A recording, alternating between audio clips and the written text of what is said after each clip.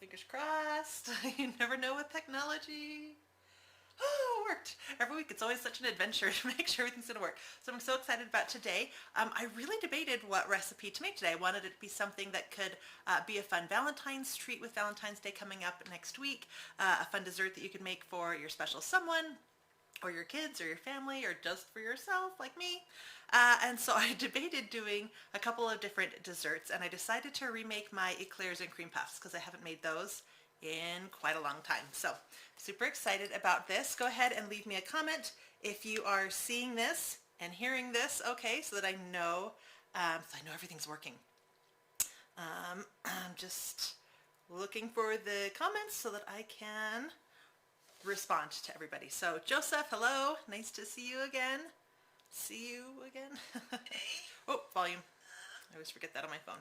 Margaret, hello. Okay, it looks like I have comments working on both platforms.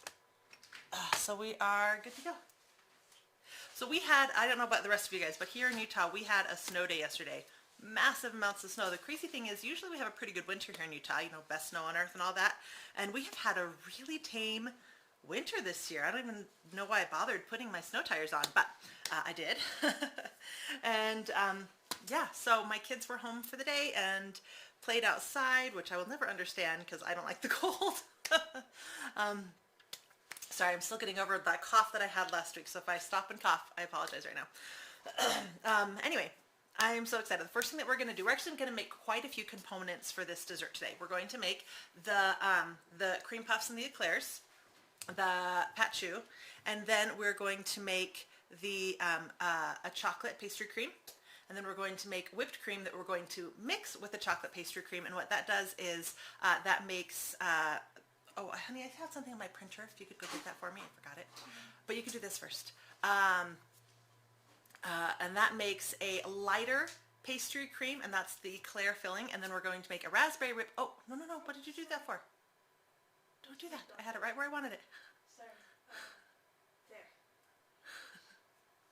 Not quite, but okay. Okay, just stop playing with it. You keep going the wrong direction. Where was I?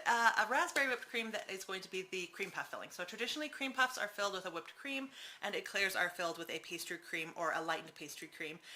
But of course you can do whatever you want for yours, but those are the classics, the original. And then finally we're going to take the eclairs and we're going to dip them in a chocolate ganache glaze for a frosting along the top.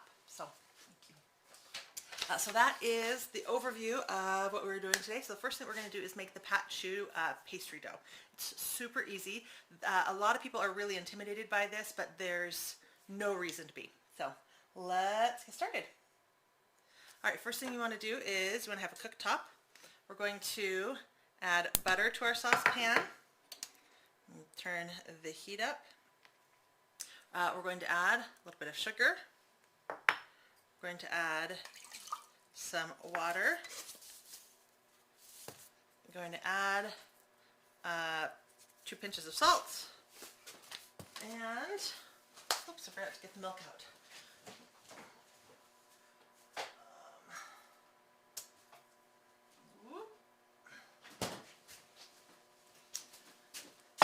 And then we're going to add a little bit of milk, and we want to bring this to a simmer. Melt the butter and bring this to a simmer.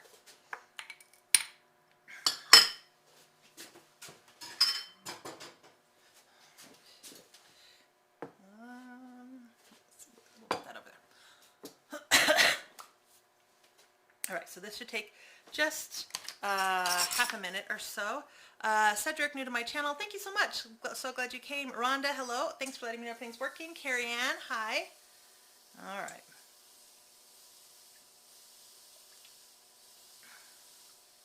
Now you can use either a non-stick pan or a stainless steel pan. There's neither one is going to make a huge difference when it comes to this recipe. All right, so that's for the cream. Okay, so I'm going over my notes in my head because I didn't know. Okay, yes. I have already preheated the oven to 425 degrees, and I have the pan ready to go. So I have a cookie sheet with parchment paper. Now, you can use a Silpat mat. I find that I like the results better with a parchment paper, so that's totally up to you. Sometimes people prefer one over the other. I use them fairly interchangeably, but some things I like one more than the other for. So not a big difference. And we have had really slow Tuesday nights ever since the new year. If you guys can let me know if there is another night that is better to go live on, I'm happy to change things up a little bit if we need to. So one of the other things that we're going to add the flour and turn it into a paste, and then we're going to individually one by one add the eggs. So I have those ready to go already so that this can go quickly once this is melted. Margaret, you've never made these before and you're excited to try. I remember the first time I made these, I was like, oh, this is going to be such a hard thing. It's such a fancy dessert. You know, pastries can be so tricky, and they're really not. They are so easy to make. And actually fairly quick too. The pastry cream is the part that takes the longest because it has to set up in the fridge. All right. Oh, I'm splashing everywhere. Just gonna cut up the butter so that it can melt a little faster. Are there any questions about what we're doing today? So for next week, since it is the week of Valentine's Day, I thought I would maybe make a Valentine's Day cake, if that is of interest to anybody. I have a couple different designs I've been working on. I can either do a Valentine's fault line cake. Actually, I was going to make a cookie dough cake, so like cookie flavored cake with cookie dough filling and then cookie dough frosting. And then do a fault line design around the outside, so a cookie dough fault line cake that would, you know, be Valentine-esque with pink sprinkles or something like that around. Or I could do some buttercream carving. I'm sure you guys have seen a couple of those around, where you do different colors of buttercream frosting along the outside of your cake, and then carve away at the final layer, and then it reveals the colors underneath in a fun design. So that is something else that I thought would be fun to do. Lorraine and Joanne, hello. Joseph, I have been good. Thanks for asking, other than being a little sickish. All right, we are almost there. This is starting to simmer, and the butter is almost completely melted. So I'm going to be just another second, and then we will be ready to add the flour. You want to make sure that the butter is melted completely before you move on.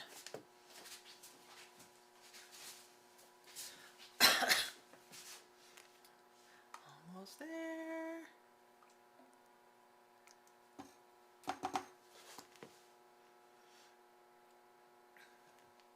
Just a little itty bitty spots left. All right. Here we go. So we're going to add the flour.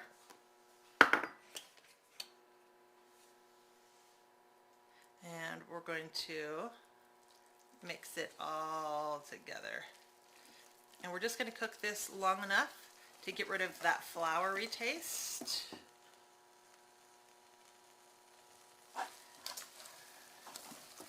You want to make sure that there's no flour chunks in this. Just go ahead and like scrape it across the bottom and get rid of all flour little pockets. And we want to cook it, like I said, you want to cook it just long enough that you kind of cook out that dry floury taste. So this should just take a second. I'm seeing just a couple little flour pockets left. All right, that is looking good. So it's balls up really nicely. It's cleaning itself from the pan. So we're going to take it off the heat.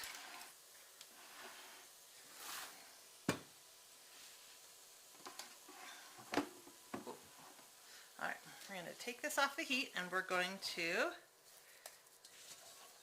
start adding the eggs. So I'm going to just add one egg at a time.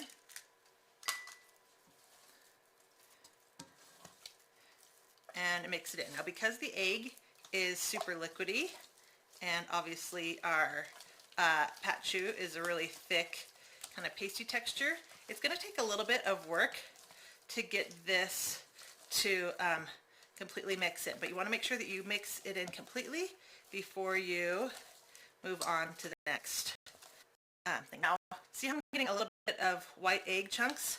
Usually you want to let this sit for about 3 minutes to cool down slightly before you start adding the egg. So that's one of those do as I say, not as I do moments, but we're live, and so I'm not going to sit here wasting 3 minutes of everybody's time. All right, once it's completely mixed in, go ahead and add the next egg.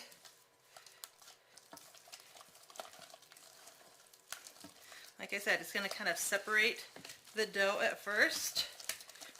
Just keep stirring it together and it should come back together. You want it to be one cohesive dough before adding the next egg. Bill, welcome, welcome. First time here. I'm so glad you have joined us. All right, so now that that is all cohesive again, we're going to add the next egg. Now, typically this uses 3 to 4 eggs, but again, altitude makes a difference, as does the barometer and temperature and humidity. So you just play it by ear. I would always add at least 3 and then start watching the dough. All right, once this is cohesive, I'll show you what I mean. There's kind of a little trick to do to see if it is ready to go or not. All right, so once it's all cohesive again, get a chunk of it on your spoon and plop it down. Because this came completely off, I know it's not ready to go yet. So we're going to add another egg. I made a couple batches of this, this morning. 3-second rule.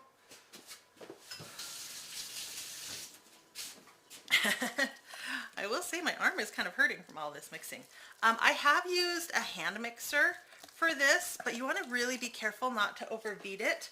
And so in a pinch, while you can use a hand mixer, I would say mixing it by hand is always going to give you the very best results, because we don't want to beat a bunch of air into here. All right, nice and cohesive again. All right, so get some of it on your spoon, pop it off, and see how it's sticking to our spoon now, and it's coming down. We're not getting quite the nice point that I like to get. Kind of want it to come to a little point, so I'm going to actually, I don't think I want to add a whole egg, so I'm going to add just an egg white.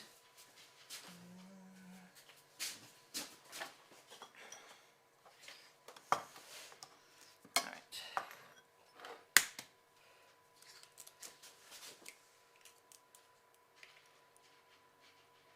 All right, I'm going to set this yolk aside because we're going to use it later.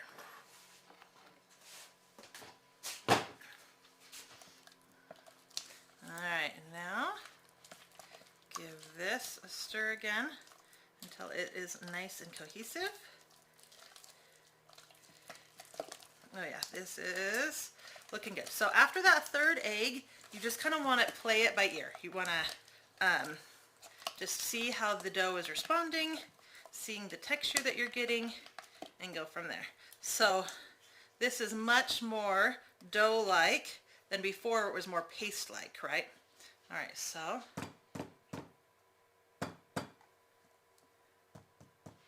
we're getting a much smoother plop. I'm really happy with that. So we're going to call this good. All right. And really quickly, I'm going to wipe down the counter. Okay. Bring over our baking tray. And I have a piping bag with a large round tip. This is a 1A from Wilton.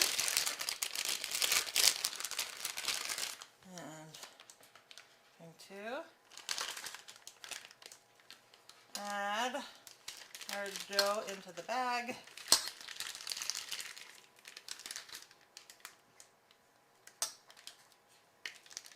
All right.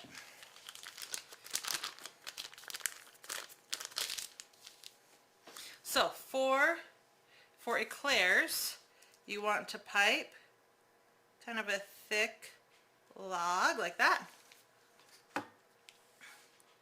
Do a couple of those.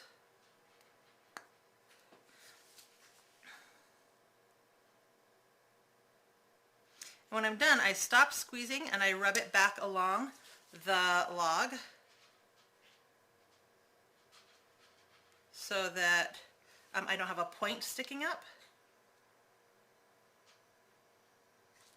Sorry, that one got a little thin on me.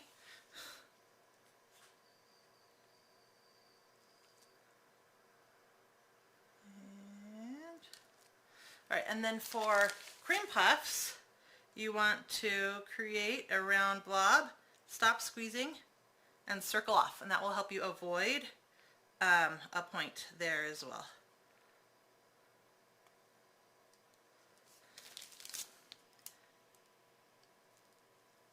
Now these will grow. Typically I leave a little bit more room than this. I'm kind of just, all right, let's add a little bit more dough. I'm just going to fill up this tray and then we will go to baking and move on to the pastry cream. All right. Whoop! Huh. Oh no, some squeezed out. Whoop. All right. So squeeze, squeeze, squeeze, stop squeezing, circle off. Squeeze, squeeze, squeeze, stop squeezing, circle off. Just like that.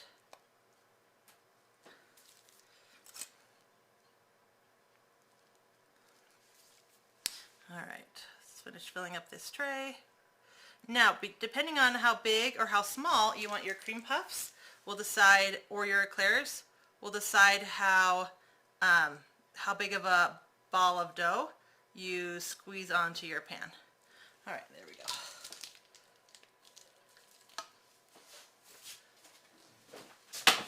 And now we're going to put this in the oven. Oops. Oh no, no, oh, ah, sorry. Push the wrong button. All right, so oh no, we're not putting it in the oven yet. I forgot something. Let's try this again. Okay. You want to create an egg wash. I use 1 egg, 1 tablespoon of water, and we're going to brush the tops of these. Now you can just use water. You can just use water, and what we're going to do is brush along the top of the dough to get rid of any points and imperfections, make them nice and smooth. If you want them to have a shine in the final eclair, then use an egg wash. If you want the final one to be more dull, then just use a water wash. And we just want to brush it lightly, not with a lot of pressure, lightly across the top, and that will help smooth out any points left from our piping.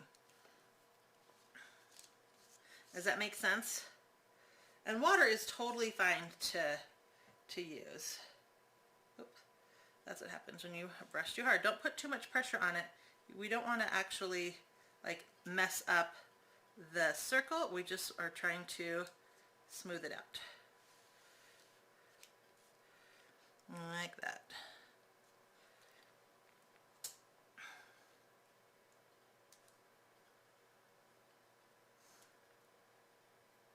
Great. I got a little bit of something on my silicone brush. Oh, man. Of course, earlier today this was perfect, and now I cannot seem to do it with a light enough touch. Alright.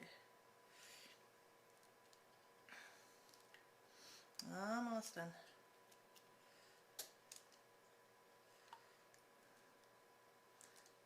No matter how good you circle off, you'll always kind of have a little bit of a point, so this is a great way to get rid of that.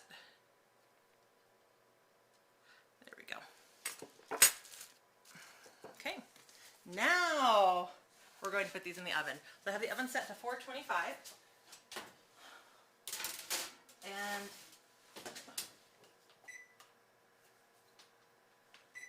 We're going to put those in for 8 to 10 minutes at that high heat, and then we're going to turn the temperature down for another 10 to 15 minutes. So while those are in the oven, we are going to work on our pastry cream. So, Samantha, you've never thought about trying that way before. Neat trick. Thank you. All right. So for the pastry cream, we're going to, actually, let's do this camera. For the pastry cream, we're going to use 4, we're going to use 4 egg, oops, no, not the white. Oh, booger. This is what happens when you don't pay attention.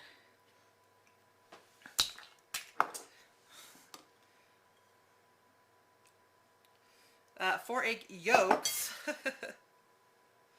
All right, 4 egg yolks and 1 whole egg. Man, I am just having the best of luck today, making a huge mess. And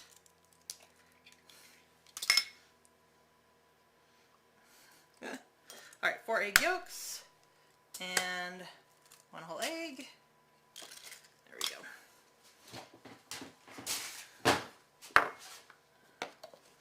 All right, wash my hands.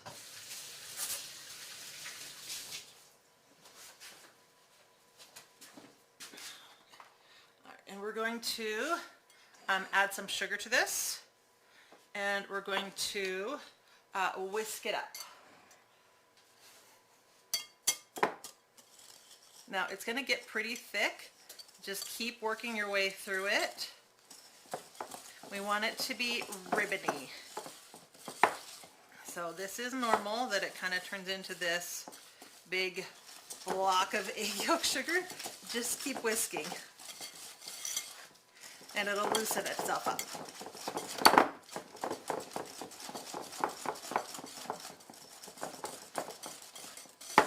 There we go. And look how beautiful it is. So it should lighten in color and get really rich and luscious. Lusciousy, is that a word, you think? Rich and luscious. Okay, so now I have flour and some cornstarch, and we're going to mix those together.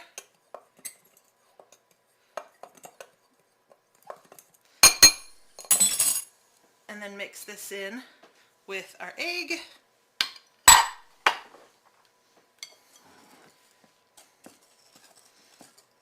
Just go slow at the beginning so you don't make a mess. There we go. And this is going to help thicken the pastry cream. All right. Now I'm going to set this aside. We're going to bring our liquid to a simmer.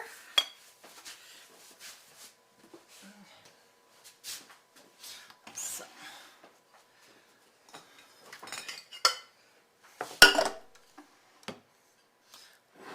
we have some milk. We're going to bring that to a quick simmer. It shouldn't take very long because it's not a ton of milk. Margaret and Rhonda, I am getting a nice workout today for sure. Amy, you started falling and you're hooked. Thank you so much. I'm so glad that you're enjoying it. Now, because I want this to be, if I was making, oops, wrong camera. If I was making vanilla pastry cream, I would also add, I would scrape out a vanilla bean and put the beans and the pod in with the milk while it was simmering to bring out that vanilla flavor. And if I was making, when I do like lemon curd, add lemon juice to this and lemon rind. If I'm making raspberry curd, I add raspberries to this. But because I am making chocolate, we're going to add chocolate to this. Now you can do cocoa powder. You want to make sure that you bring the liquid to a boil so that the cocoa powder, the full flavor of the cocoa powder is released, because when you boil cocoa powder, that's when the flavor blooms and becomes a much better, smoother flavor. If you add cocoa powder to something and you don't boil it with some kind of liquid, you'll never get that richness that you're looking for. It'll just always be dry, powdery.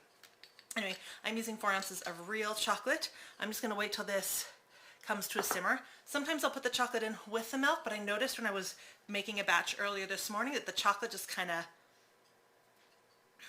I don't know, didn't melt quite as smoothly. I feel like if I bring this to a simmer first and then add the chocolate, it's gonna be a much smoother result. So that is what we're doing to that. I'm trying to think of other flavors that I've made pastry cream in.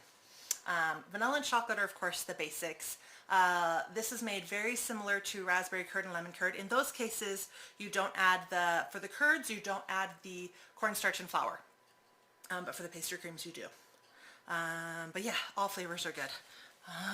Close, hold on. Can't see the comments. Slimy Slime, can you make a video about how to make a heart cake? Yeah, I don't have any heart cake videos.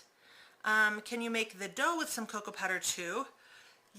Yes, I've never seen an eclair or a cream puff made chocolate. Usually you do that by making the fillings chocolate, but I don't see why you couldn't. I don't think it would react badly. Darlene, hello, welcome. Okay. You're gonna get a workup. Maple pastry cream, yes. Oh, that would be so good. You know the way to my heart. You could also do a peanut butter. In that case, I would make the pastry cream completely in a vanilla and then add the peanut butter at the end. At the very end, we're going to add some butter, and that just kind of helps cream and smooth the whole thing up, and also some vanilla to enhance the flavor. But if I was making a peanut butter one, I would add the peanut butter at the end. If I was doing maple, I would probably do the same thing at the end when we add the butter and the flavoring, because you don't want to add flavoring to any liquid that you're going to boil, because then the alcohol that makes the flavoring strong evaporates and you end up losing a lot of the flavor. So you want to add any extracts and flavoring at the end once this is at the cooling stage, if that makes any sense. All right, we are at our 10-minute mark of the cream puffs, so at 425. So now, oops. Now what I'm gonna do is bring the temperature down to 350 and put the timer on. We're gonna check these. We're gonna check these in 10 minutes. Usually it takes about 15, so we will see how that goes. Oh. All right, sorry, looking for a spatula. All right, we've got a little simmer on the milk now. So I'm going to add our chocolate. Now, the reason I do the eggs first is because as soon as this is ready to go, we want to slowly add our hot liquid to our eggs. That's called tempering. And what that's going to do is bring our egg mixture up to temperature. And then we're going to cook the whole thing. But if you get this nice and simmered and up to temperature, but your eggs aren't ready to go, then you'll overheat your milk, and we don't want to do that. So, all right, we're just waiting for the chocolate to finish melting. It's almost there. And then we're going to put this aside for a second. Oops, bring this into place. All right, let's keep going. So a trick that I have when you are in one-woman show is to take a paper towel. We're going to get it wet. And I'm going to wring it out. So it's just a damp paper towel now. And I put that under my bowl. And by doing that, I'm able to stir this one-handed. Once it gets thin, it'll be easier. But I'm able to stir this one-handed so I can pour this with one hand and I can stir with the other. Here comes my left-handed stirring, which is always a little challenging. All right, so I'm going to add just a little bit of this hot liquid. It will get easier to stir the more liquid that gets added. What we want to do though is just introduce a little bit of this hot liquid at a time, because what we don't want to do is cook the eggs and turn them into scrambled eggs, right? So by introducing this hot liquid into our eggs while we stir, we're bringing the egg temperature up slowly without cooking it. right, now that it's starting to stir a little easier. You don't have to add all of the liquid. We just really want to get this nice and warm.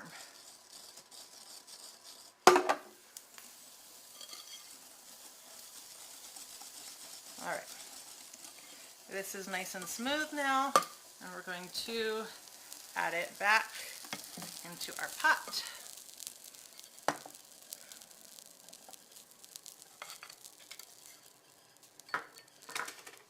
Okay.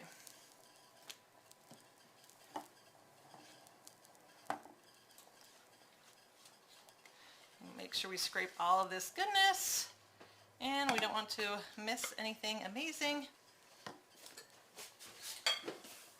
Okay. And now we're going to stir this until it gets nice and thick.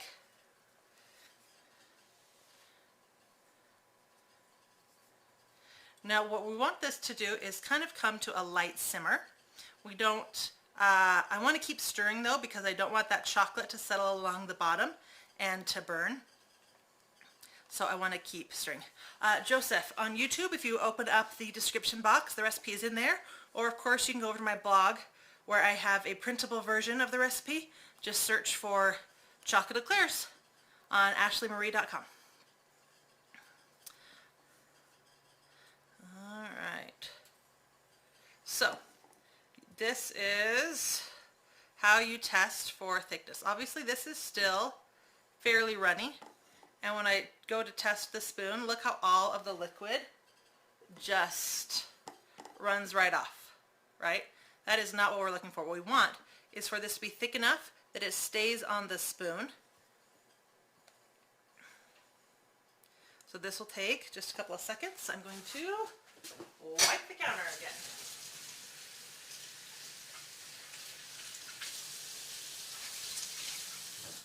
I'm sure it's no surprise to you, I go through a couple wash bags a day when I'm cooking.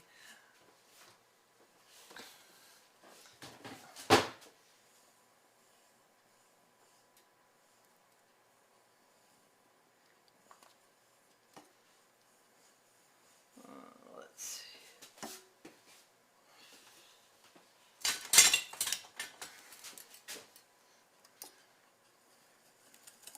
I'm getting the whisk out just so I can keep mixing that chocolate in a little bit better. The spatula is not quite doing what I want it to do. And the metal spatula, or metal whisk, scrapes the bottom nicely. And you can see the steam rising. So we are getting close.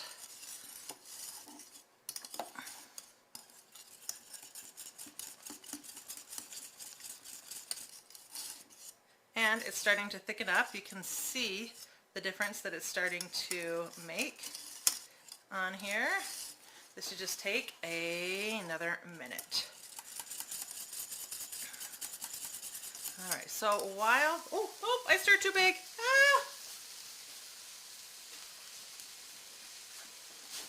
I would recommend a larger pot, I think. No. Oh man, look at that smelly stove. All right, you can see this is getting much thicker. So we are almost there. You can see it's also starting to simmer. So I'm going to turn the heat down, because as this cools, it will thicken up more. So I've turned the heat off. Ooh. Oh my word. Oh, I'm just making a mess. Okay. I've turned the heat off now that it's come to a boil. I'm going to move this out of the way so we have room to work.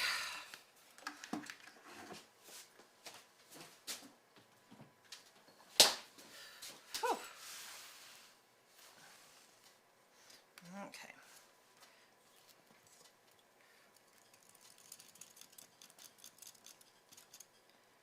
All right, so next what we're going to do is, I have a bowl right here with a fine strainer in it, because what we want to do is strain this out. So we're going to let it sit for just a minute.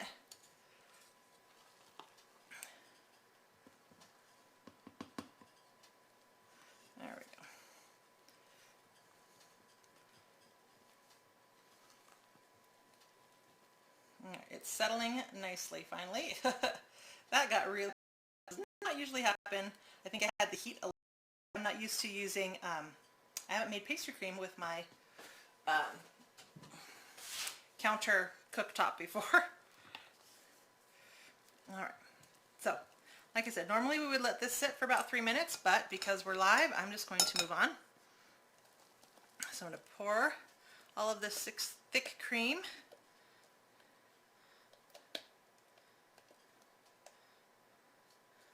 Alright, into here. Oh, this smells so good, guys. And then we're going to strain it. And what we want to do is get rid of any like chocolate that got a little bit burnt so it's chunky, or any egg pieces that got a little bit eggy or curdledy, because we just want the thick pastry cream of this left. Alright, so see all that stuff that didn't go through? That's just where the chocolate got a little burnt.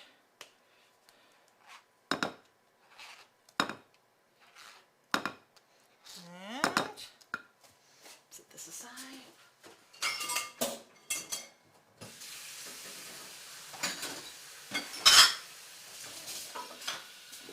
Okay, so now we're going to add the butter, and we're going to add some vanilla for a flavor enhancer.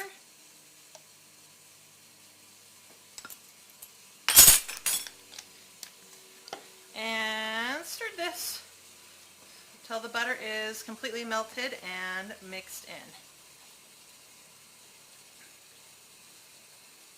Alright, in the meantime, my 1-minute alarm just went off on the stove. I'm going to check this. Okay, they need, alright, another 5 minutes. I'm going to go back to stirring the pastry cream.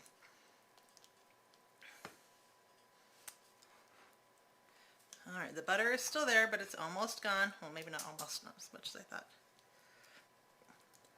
It shouldn't take too long because this is so warm. If you're trying to get the pastry cream cool relatively quickly, you can use an ice bath, where you have another bowl that's filled with ice that you put this one inside. I mean, that will cool much quicker. But what we're going to do,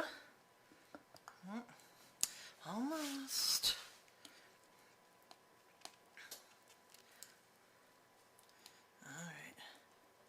Another way that you can do this, if you don't like that whole burnt chocolate thing, is you can make it with just the milk and sugar and eggs and all that stuff. And then at this stage right here, where we're adding the butter and the vanilla, you can add the melted chocolate in at this stage. And that might be a less scary way of doing it. The danger is simply that you won't cook the pastry cream thick enough, and then by adding a bunch of stuff at the end, it will get too thin. So, all right. There we go. That is done.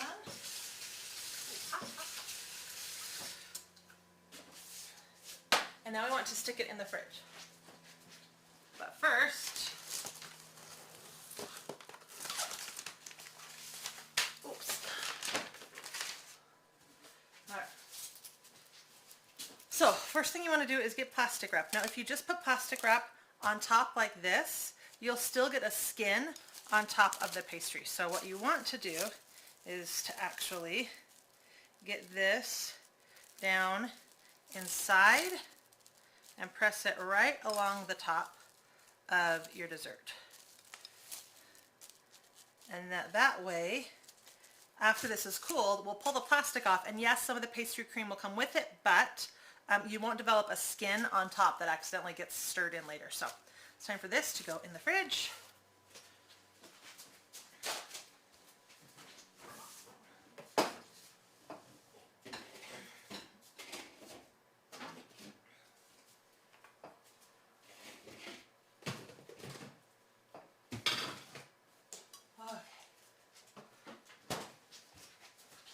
And we are going to work on a couple other components. So I'm going to hop over really fast to we're going to make So what we're going to do next is we're actually going to make the whipped cream. Now we're going to make part of the whipped cream and add it to the pastry cream, and that makes what they call Diplomat cream, and it's just a slightly lighter pastry cream. And then for the cream puffs, as I mentioned earlier, we're going to make a raspberry whipped cream for the cream puffs. So what I'm going to do now is I'm actually going to take our raspberries and we're going to puree them.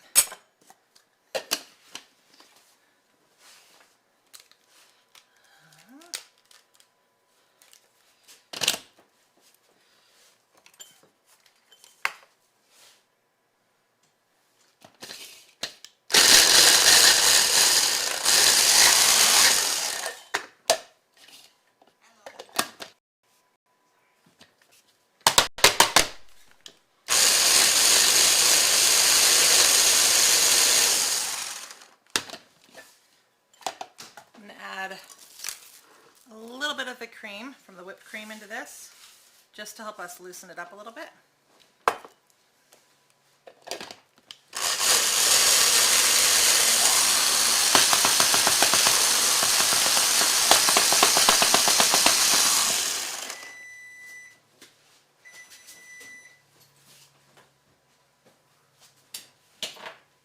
Okay, pause on this for a second.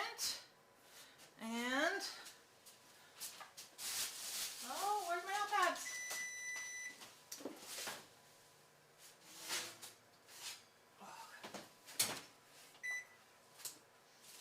Oh, all right, so here are our cream puffs and eclairs. They're not quite done yet. What you want to do to ensure that the inside dries out is you want to poke a little hole. I just look for a place in the cream puffs where it's kind of like already broken and thin, and then we're going to put it back in the oven for a couple minutes. For the eclairs, I usually, because we're going to pop holes at the bottom anyway, usually just pop a hole at the bottom. Whoops, don't throw them.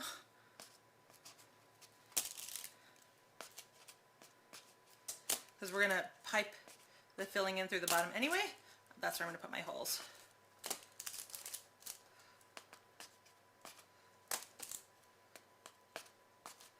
Okay, and we're going to put these back in the oven. They're not quite done yet. As you can see, they're a little bit light in color. We want them to be a little darker.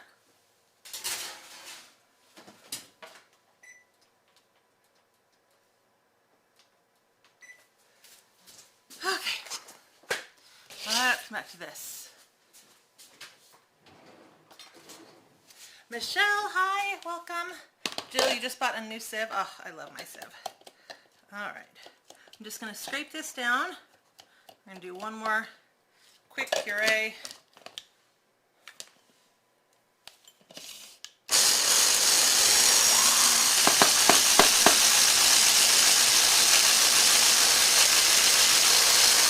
It's always fun working with such a small amount.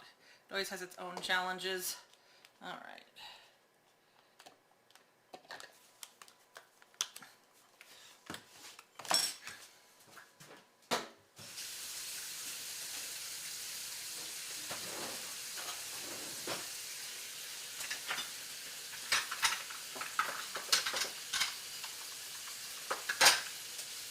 Now we want to do the same thing we did with the pastry cream, and that is we want to get all the raspberry seeds out.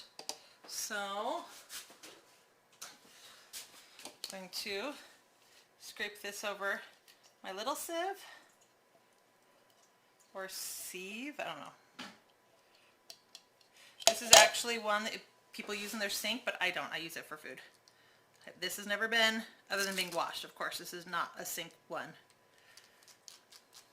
So usually with raspberries, just because of how thick their seeds are, it takes a little bit more work than just stirring this. You kind of have to press it in.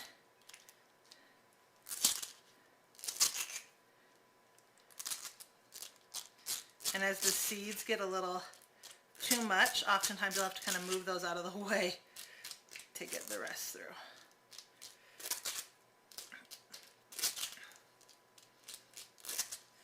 All right. Anyway, if you like raspberry seeds in yours, in your whipped cream, you could totally leave them. I mean, they're edible. I just personally don't want them in my whipped cream. All right, I'm gonna set this aside.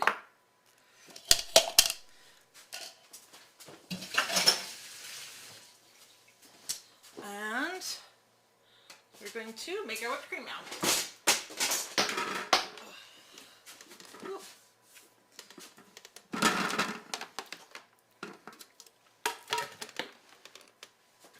All right, we're pouring all of our heavy whipping cream in here. You can, of course, use a hand mixer. I am just going to use my Bosch because it whips up hands-free and so dang quickly. Oh, poop. I realized I forgot something. So what we're making here is, we want to make, what's the word I'm looking for? Oh my word, it just totally went out of my mind. Stabilized. Thank you. Stabilized whipped cream. And how you do that is with the gelatin. So we're going to kind of take a back step. I meant to do this earlier. It was sitting right here to be like, do this next, and I forgot. Oh, come on. Oh my word. I can't. There we go. So I have some powdered gelatin and some cold water. And we're going to mix that together. We're going to set that aside and let the gelatin bloom for a minute.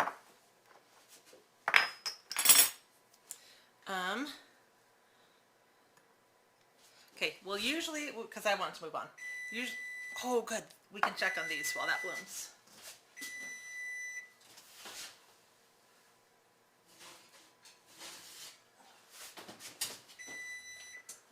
Oh, all right, look how good those look. Those have a nice golden color. They sound good.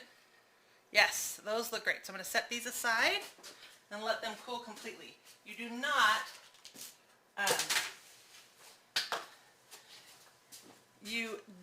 want to try to fill them while they're warm, because the whipped cream and the pastry cream that we're putting inside them, of course, would just totally melt, which is why I made a batch earlier that's already cooled and ready for us. So back to the gelatin.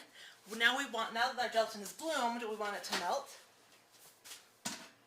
That should take about 30 seconds, but watch it because it does get big and it will make a huge mess in your microwave.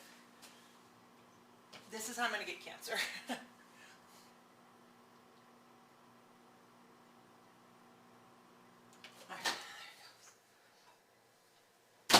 Alright, that actually only took about 15 seconds.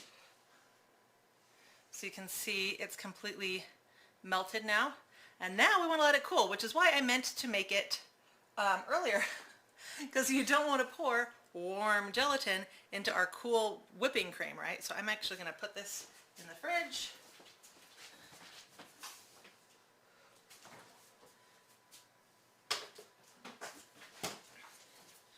Usually I just make it before I start the pastry cream, and that's plenty of time for it to cool down. All right, anyway.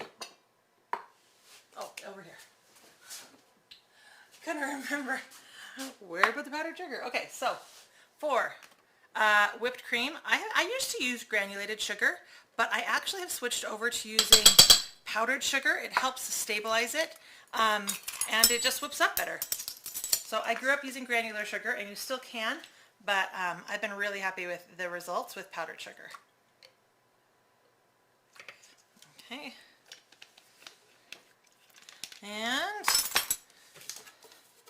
we're going to beat it. Or I need to plug it in.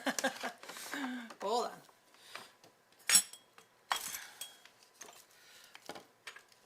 And now we're going to beat it.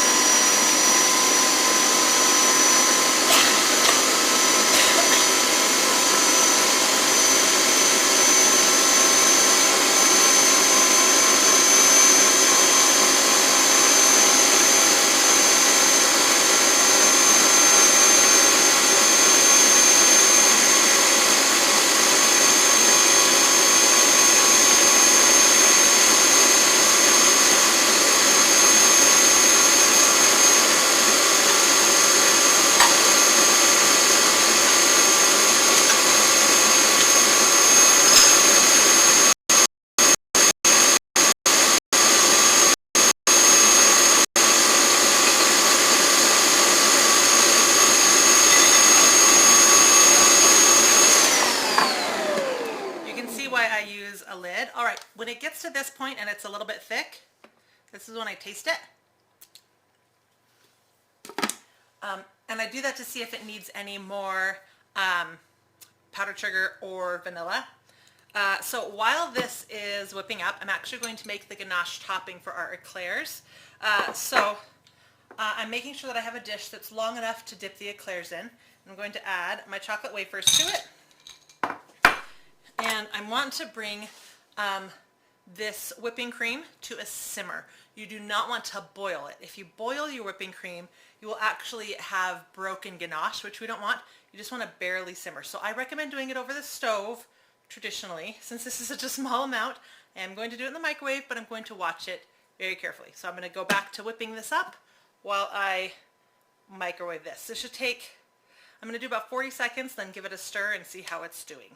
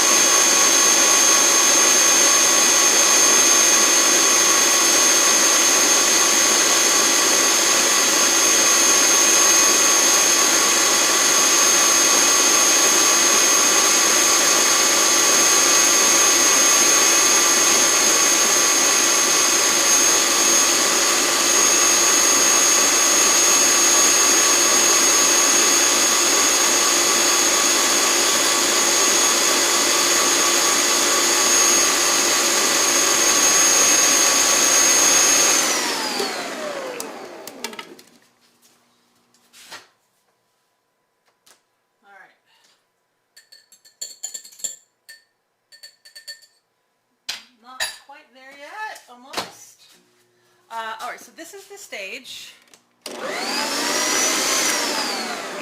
I like to add the gelatin. It's not quite soft peaks yet, but it's getting really, really close.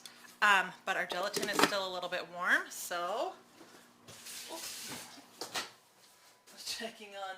I have too many things going on at once. Oh, good. All right, so that took about 50 seconds. As you can see, it didn't boil over or bubble, but it does have steam, so I'm going to add it now. Now this is a 1-to-1 ganache. It's good for drips.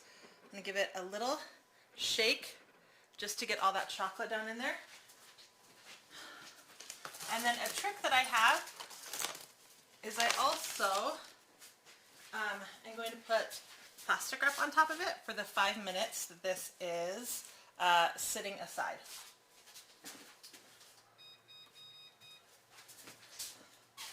So the reason when you pour the warm cream over the chocolate that you want to let it sit for 5 minutes is if I started to stir this right now, that chocolate is so hard still that that the cream isn't warm enough just to melt it immediately, right? And if I start stirring immediately, that actually starts the cooling process, right? As you stir, the cream is going to cool much more quickly than just sitting there. So you want to let the chocolate sit in the warm cream long enough for that warmth to permeate the chocolate so that when you do stir it up, then the chocolate melts right away. If you wait longer than 5 minutes, then the whole thing can start to cool again, and then you will get chunks. And if you have chunks, obviously you can remelt the ganache over. I recommend doing it over a double boiler, but it's best to get it right the first time if possible. And 5 minutes is just a really good sweet spot for any ganache, whether it's a thicker ganache, 3 parts chocolate to 1 part cream like for truffles, or a frosting ganache, 2 parts chocolate to 1 part cream, or a drip ganache like this, which is 1 part to 1 part. So I'm going to check on our gelatin real fast. I'm going to turn this back on to beat a little longer while I do that.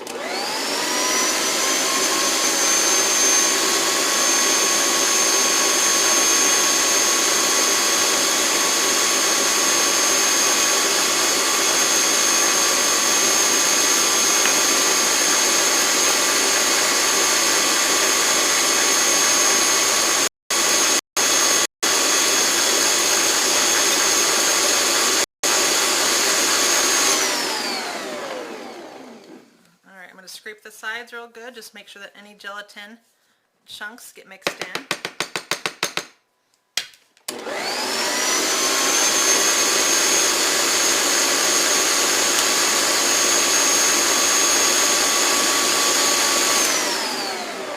And now we're just trying to beat it to stiff peaks, which it's at. Perfect. So you want to make sure that you add the gelatin. Come on. Sorry, I couldn't get my camera switch.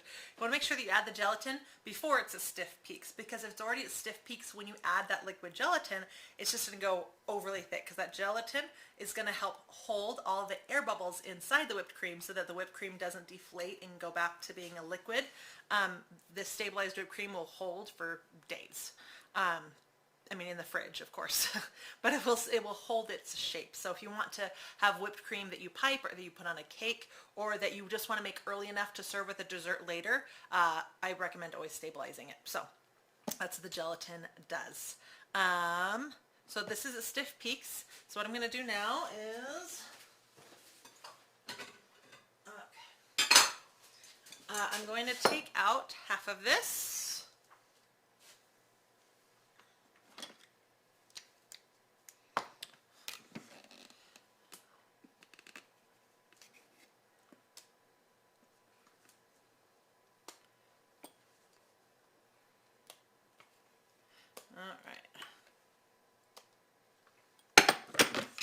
And I'm going to add our raspberry into this now. Now, if I was just making raspberry whipped cream, I would have added the raspberry puree in when this was at soft peaks. But because I needed to make 2 batches of whipped cream, and I didn't want to make 2 separate batches of whipped cream. So now this whipped cream, I'm going to make the Diplomat cream with. Mix it half of this, half pastry cream. I'll do that in a second. But for now, I'm just going to finish up this.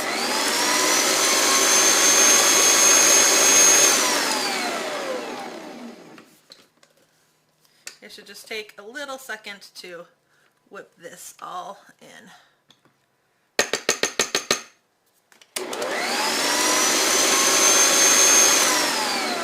Alright, so now we have our cream puff, raspberry whipped cream. Set that aside. Oh, I have so many components everywhere now. Alright, so now let's bring in our chocolate pastry cream.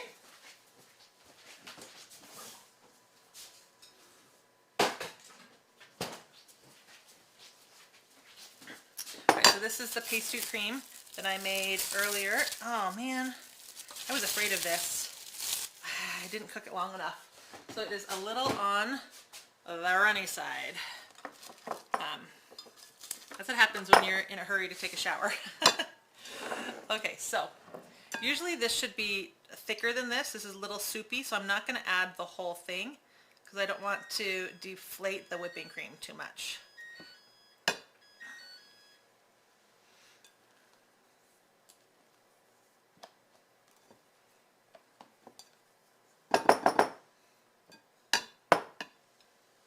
So usually pastry cream is much thicker when it sets, so the whipped cream kind of lightens it down a little bit. This is a little bit too puddingy. I clearly didn't cook it long enough. Lovely. But it will still be delicious. So usually you want to do half and half. Half of the pastry cream, half whipped cream. 1 part to 1 part. This is more of like pudding than pastry cream, but that's okay. It will still work. Okay, so let's set that aside. And then my timer just went off for the ganache. So, I hear you, timer.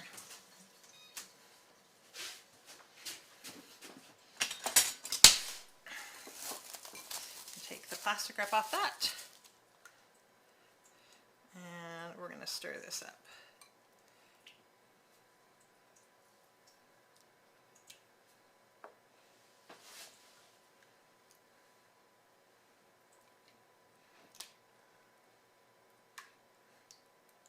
And this should just take a couple seconds. It always looks like it's not going to work out at the beginning, but you just got to keep stirring. It will start to come together. All right, I do have a little bit of chocolate chunks, which sometimes happens if you have those big wafers and you don't chop them. So, like I said, you can heat this up over a double broiler to melt the chocolate nice and evenly and not have any chunks. But since this is such a small amount. I'm actually going to put it in the microwave, and I'm going to use my milk chocolate settings. And it shouldn't take very long because it's almost completely melted.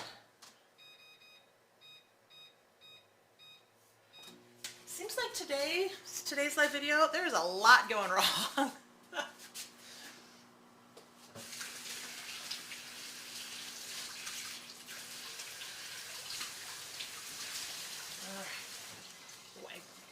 Wipe down the counter real fast.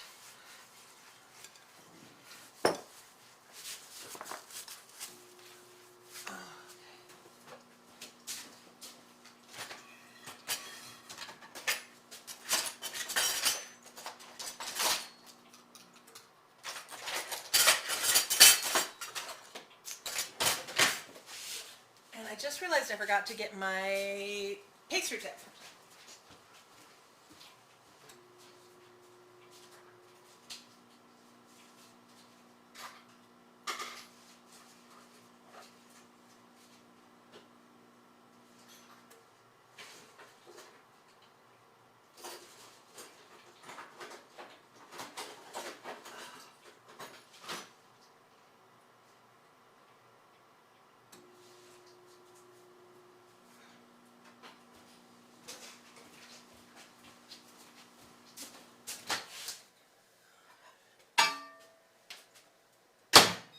Alright, I have a special tip that's made for filling pastries like this.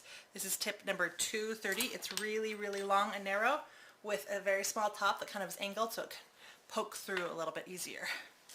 Okay, let's finish stirring this up now.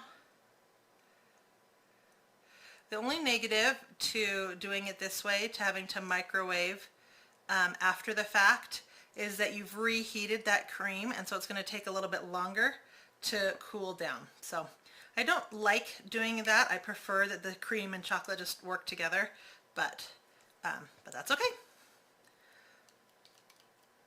All right, set this aside. Hopefully it will cool a little bit, thicken up slightly before we go to use it. So now for putting everything together. I'm going to bring over my finished Eclairs and puff pastries from earlier. Now, these overcooked by a couple of minutes. You can see they're much darker than the ones today. I set my timer for the wrong time. Again, seems like everything is going wrong today. All right, we will start with the cream puffs. So you have two different options when it comes to filling cream puffs. You can, hold on, where's the pastry bag?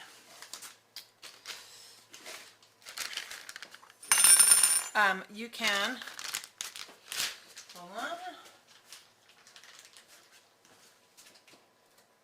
I can't find my scissors again. Oh, serious.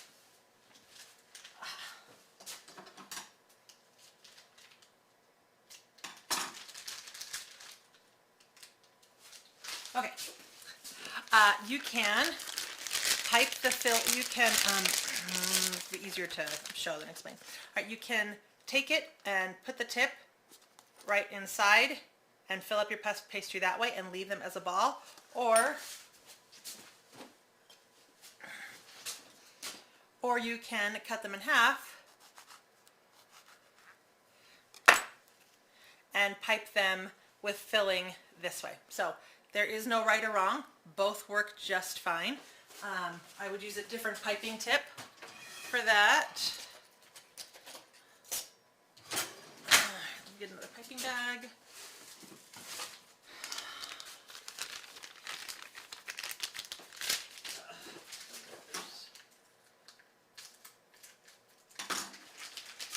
All right, so I will show you both ways. So I'm going to add, for filling a piping bag, I've mentioned this before, but I'll mention it again. I always fold down part of it so that I can hold that with my hand, and it keeps the top couple inches of the piping bag clean. You want to use your thumb to scrape the spatula against, and that will keep you from getting air bubbles inside.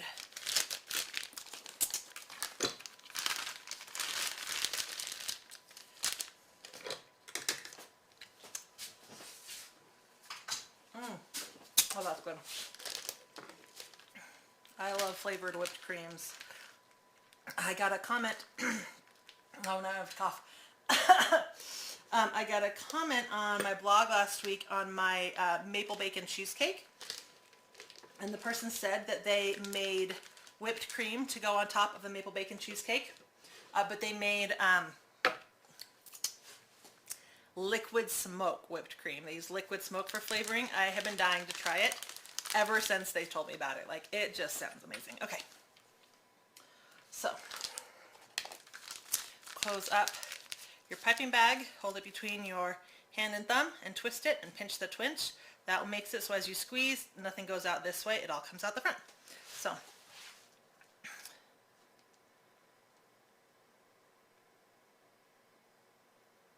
see how it started to expand?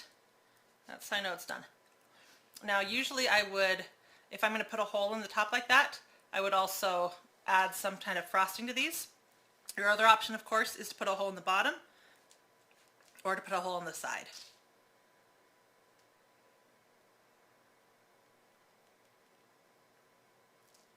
And you can kind of feel it. It's hard to explain. So as I'm holding this and as I pipe inside it,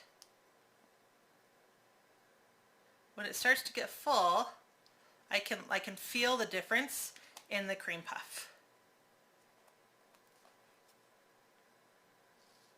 Like it starts to expand slightly. Can you guys see it? I can see it, but I'm not sure if it shows up on camera.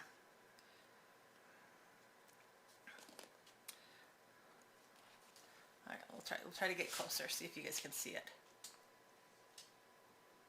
Oh, see how it kind of expanded there? That's when I know I'm done. All right, so here are those. I will do one more this way.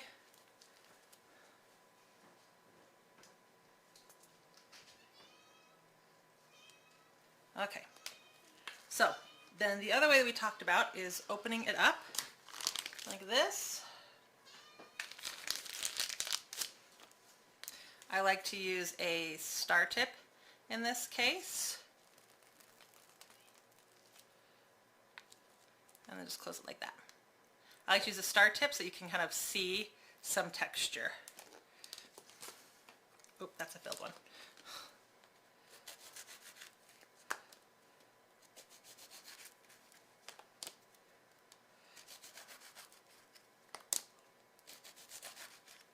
And the same thing is true for the Eclairs. 1,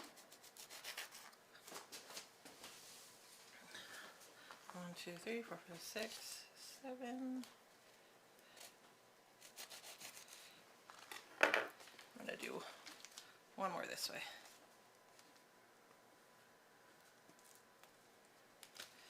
Okay.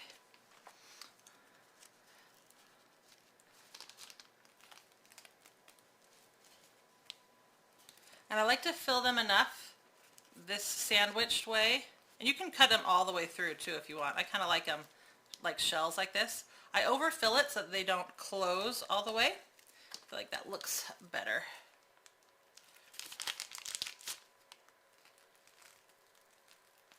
So this way I would say you get more filling, but then they're not balls anymore, right? They're open.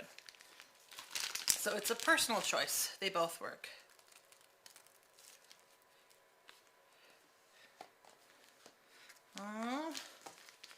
Hold on, ran out of pastry cream in this bag, or whipped cream in this bag.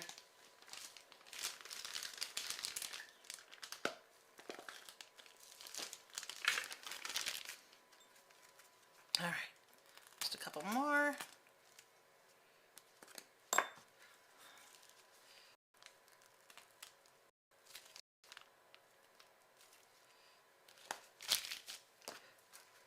And last one. All right. So that is the cream puffs done.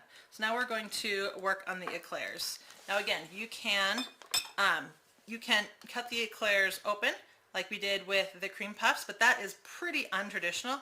I'm just going to use these holes on the bottom. So I'm going to rinse so we can use it.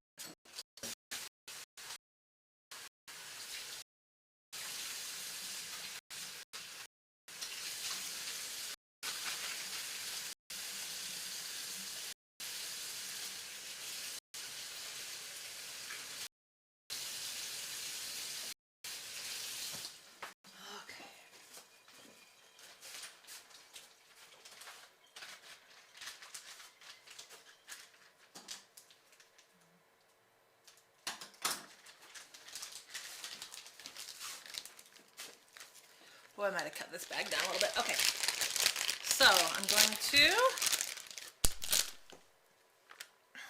add the Diplomat cream, which is half pastry cream, half whipped cream, to my bag.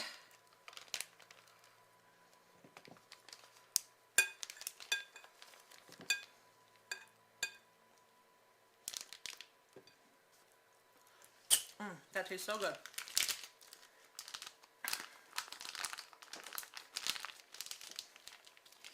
Okay, so let's set the camera. So I'm going to use the holes that I already put in there for helping dry out.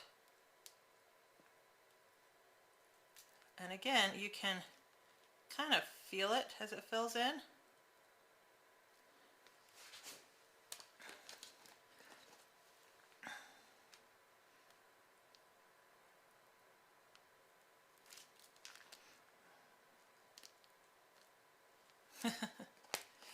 Alright, and I always put them back on the tray upside down so they don't make a mess. Now the reason that you put these holes at the bottom when you're baking is to actually help the hot air get inside your cream puffs and eclair and help the inside dry out, which leaves it more hollow and more able to accept the filling that we're squeezing into it. Oop, I need to fill my bag again. Alright, does that make sense? Yes, Bill, the bottom is a little dark. I overcooked this first batch, so you are not wrong about that. They do look a little dark on the bottom. What can I say? It has been one of those days. I think the snow day yesterday threw me off, so it feels like Monday, even though it's Tuesday. It does not feel like a Tuesday. All right.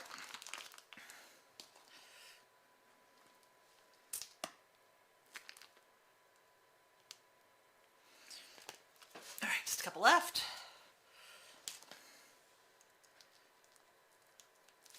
Oh, my hand's all greasy and I'm having a hard time squeezing. Okay, oh.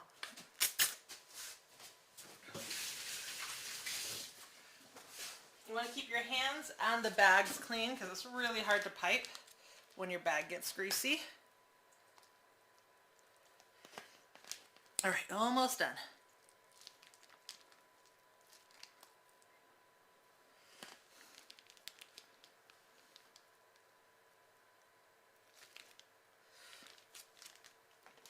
Even though I washed my hands, my bag is still so greasy. Oh, when it starts to come up the other side. So the reason that I put them back on the tray upside down is because I don't want to make a huge mess on my tray from all this, the bottoms being so messy. What I'm going to do, before we dip them in the ganache, I'm going to take a paper towel and I'm just going to quickly wipe them just to get rid of the excess. Now I know some people who don't want the bottom of their eclairs to be where they pipe in their filling, because obviously it's hard to then set down. Plus, since we're going to be covering the top with ganache, you might as well put the holes in the top, and that's totally fine. This is just how I learned to do it, so it's how I always do it. But no reason not to be clever. Do it the other way. I just never remember to do it that way until I get to this point. I'm like, oh yeah, I should have done this in the top and left the bottom. All right, so let's check in our ganache. All right, it's still a little bit runnier than I would typically like it, but we are live, so we are moving on. Hold on, I'm going to get a plate really fast to put the finished ones on.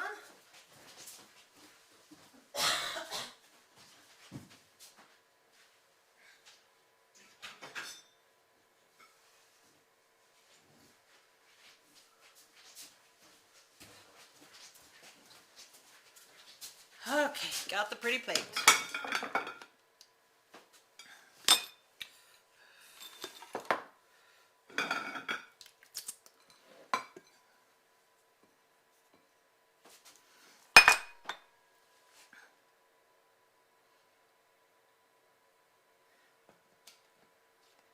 So just dip, shake off the excess, flip over. Dip, shake off the excess, flip over. And you want to flip fairly quickly. If you flip slowly, then all those drips will come around and drip down the side. Where if you go quickly, it should smooth itself out more evenly. Since our ganache is so runny, we are getting some drips. But, all right. So, we now have, let's get a plate for the cream puffs. Make a pretty final plate.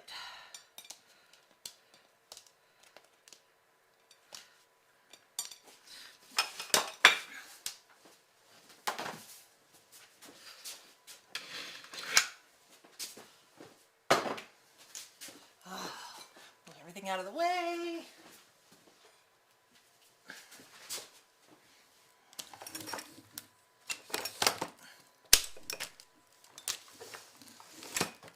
Okay. So, for the cream puffs, you can serve them just like this, or I like to take my dusting wand and dust it with a little powdered sugar. So, personal preference, you can leave them or dust them. There is no right or wrong way. So, we have our finished cream puffs filled two different ways. This one's the cut way, and this one is the non-cut way. And we have our filled eclairs as well. Oh, come on, there we go. So, that, there we go. That is chocolate eclairs and raspberry cream puffs. I'm going to take bites of them now and show you the inside, but before I did that, I just want to say if anybody has any questions, now is the time to ask, because once we're done, I think I need to go sit down. I've made so many batches. Sandra, you're gonna have to rewatch the video and give this a try. It looks so good. They really, really are. The only difference between how I made them now and how you guys will make them is just adding a little extra time to things here and there, letting the ganache cool slightly, letting the chocolate pastry cream, like in the video that I showed you, it cooked long enough. That batch of pastry cream will be nice and thick. The batch I made this morning is just a little bit thin. But yeah, stuff like that will help make all the difference in the world. So, okay, let's give these a try. Okay, we'll start with the eclairs because my hand's already messy.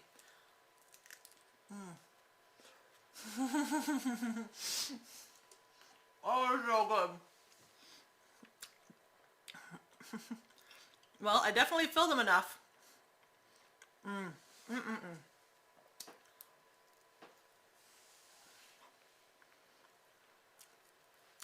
I hate it when I go to eat them and they don't have enough filling, so there you go.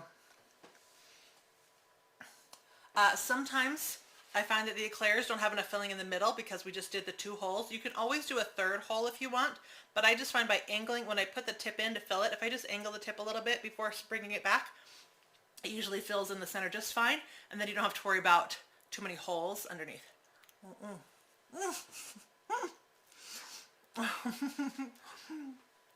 I bit a little too close to the hole and it spilled all over my chin.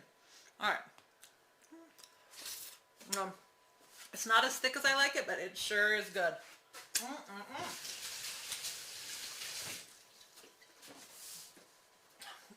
Yeah. Alright, so Now the raspberries. So again, classically, eclairs have the thicker, richer filling of plain pastry cream or the Diplomat cream, which is the half pastry cream, half whipped cream, while cream puffs are traditionally filled with flavored whipped creams. Oh man, there's not much I like better than raspberries. It's just so fresh. And look how beautifully that's filled as well. A bad pastry, a bad cream puff, won't be hollow in the middle. It'll be like, if you don't cook the pastry creams or the eclairs correctly and the inside's all webby and gummy, that's not proper. You want the inside to be hollow. That's why you poke that hole in there in the last 5 minutes of baking to help the inside go whoop and kind of air out and give you that hollow space. Oh, so good.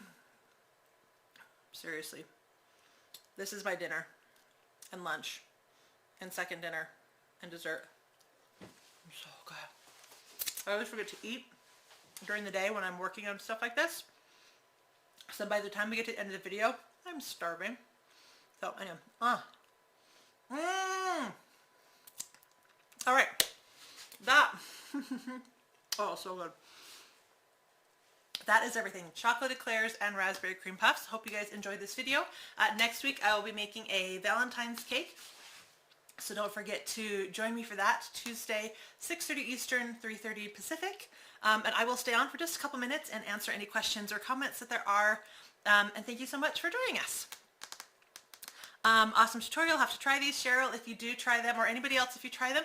Don't forget to post a picture on Facebook or Instagram and tag me, Ashlee Marie Cakes, or hashtag makes them awesome, and I will share them on my Instagram stories. You like a lot of filling too? Yes. That's why I fill until I kind of feel them expand. That's how I know there's enough filling. I'd rather have some of the filling come out and then have to wipe that clean than to not have enough filling. So, I mean, that's just me. You still have to buy yourself a dusting wand. I have 3 of these. I love them so much. And if I'm in the middle of a project where I'm sprinkling a couple different toppings, I don't want to have to mess it up. So I have one that I always use for cinnamon sugar, one that I use for vanilla sugar, and then one that I use for powdered sugar. So good. They're awesome. How do you store these? You can make them a day in advance. If you make them a day in advance, make all the components a day in advance. The stabilized whipped cream, the pastry cream, the ganache topping, the shells, but put them together, assemble them the day of if possible. Once you've assembled them and that cream is inside, the outer shells are going to go from a great crunch to super soggy. Obviously, because they're whipped cream and pastry cream, you need to keep them in the fridge, and refrigerators tend to, I don't like baked goods in refrigerators. Like, obviously, once these are made, they have to be refrigerated. They just do. But that cuts the shelf life of those shells down as well. So I would make the shells the day before and put them in a bag or leave them with plastic wrap on top, and then combine everything the day of. So yes, you can assemble them the day before, but the results are going to be that the shells don't have any kind of crunch at all. In fact, they're going to be a little on the soggy side. So just a word of warning. Sandra, you're going to rush the video. Try it. You should. Mise en place. Yes. I typically do a lot of that, but trying to make sure that everything is working and prepare and shower and all that jazz. Yeah. I just messed up. Nice job, Ashlee. Thank you. Thank you so much, Kelly. Remember to like her video. Thank you, Kelly. I really appreciate that. That's very sweet. Sandra, welcome, welcome. It's Wednesday here. Wow. You must be watching from very far away. Welcome, Janice. I'm so glad that you're enjoying our video. It's a lot of work, but the results are amazing. Yes, and usually you're probably not trying to make both cream puffs and eclairs at the same time and make 2 separate fillings and toppings. Usually you would probably just make one or the other, so it wouldn't be quite so involved. And you're probably also not trying to make them and teach them all within an hour time frame. So this is actually, we're at an hour and a half. So where's the recipe, Cindy? If you just open up the description box on YouTube, the recipe is there, or you can go over to my website, ashleemarie.com, and search chocolate eclair or raspberry cream puff, and you'll find both recipes in printable form there. Is it possible to use coffee or instant coffee in the pastry cream? Yes, totally. I would do, I would probably do instant coffee powder at the end when you add the butter and the vanilla. Maybe you don't add the vanilla. Depends on how if you like vanilla in your coffee, then obviously add it. But that's probably when I would recommend adding that. It would take some playing.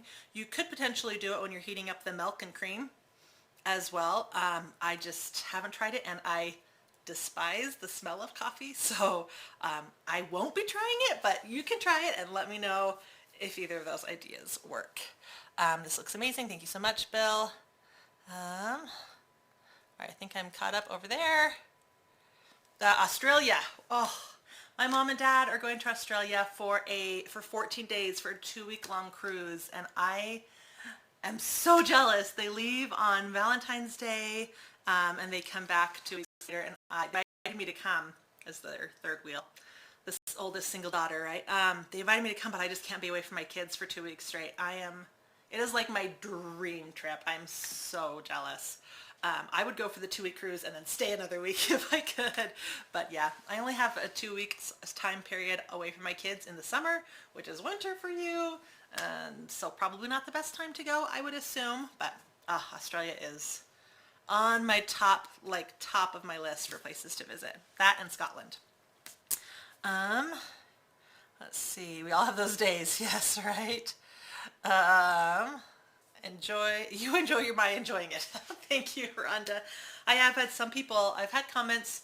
Some people like seeing the bite at the end and hearing about the flavor and the texture and what I think about the end results. But I had a comment once where someone is like, that is so mean. I can't believe you would taste that in front of us when we can't have it. And I'm like, never really thought about it that way, so I apologize. But anyway, okay.